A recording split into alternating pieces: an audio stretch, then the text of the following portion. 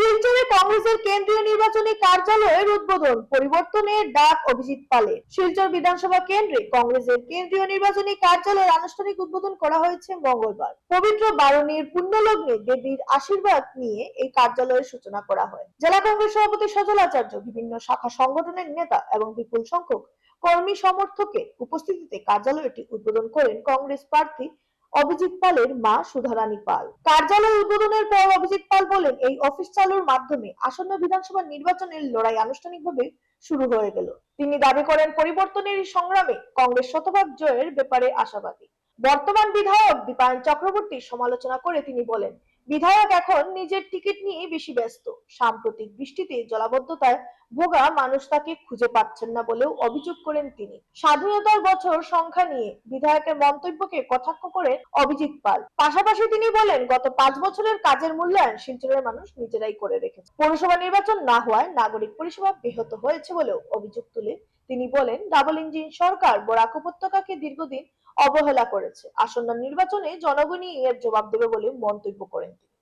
আমি একতা শিবিরে প্রথম শিবিরে যাই, সে শিবিরে দেবদীপ দত্ত, সজল আচার্যরা ছিলেন। সেই দিন থেকে আমি কংগ্রেস করি এবং আমার শরীরে কংগ্রেসের একটাও কালো দাগ নেই। এখানে বুবুদা বলছিলেন যে আমরা যারা এইবার নির্বাচনে প্রত্যাশী ছিলাম, আমরা এখানে উপস্থিত হয়েছি, উনার খুব ভালো লেগেছে। ওইটা অতনু ভট্টাচার্য ব্যতিক্রম এই জায়গায়, কোনো প্রলোভন, এমনকি সুস্মিতা দেব মহাশয় আমাকে তৃণমূলে আকর্ষিত করতে পারেন নাই।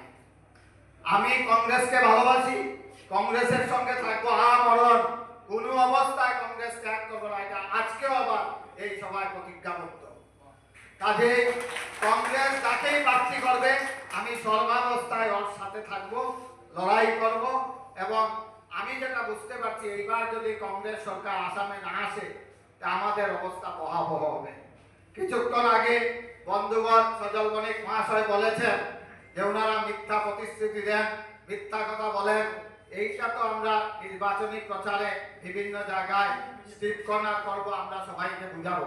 আমি শুধু আজকের যে কর্মী সম্মেলন, আমরা জানি একটা নির্বাচনী কার্যালয় যখন উদ্বোধন হয়, প্রত্যেকটা কর্মীবৃন্দকে নিয়ে সেই কার্যালয় আজকে উদ্বোধন হয়েছে।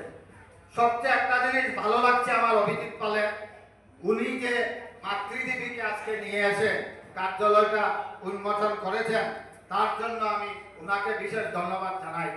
আমরা যারা জানি, আমাদেরকে বলা হয় আমরা মুসলমানের দল। হ্যাঁ, ওনারা কি আমি ব্যক্তিগতভাবে জানি না। আমরা যখন বাড়িতে কোনো পূজা অর্চনা করি, তখন আমরা প্রথমেই গৃহ দেবতার পূজা করি। গৃহ দেবতার পূজা করে তারপরে আমরা অঞ্জলি দিতে যাই। আজকে যে অঞ্জলি অভিজিৎ পাল দিয়েছে, মাতৃদেবীকে স্মরণ করে মাতৃদেবীর পূজা করে যে কার্যালয় আজকে উদ্বোধনী হয়েছে, আমার মনে হয় ওর জয় কেউ আটকাতে পারবে না।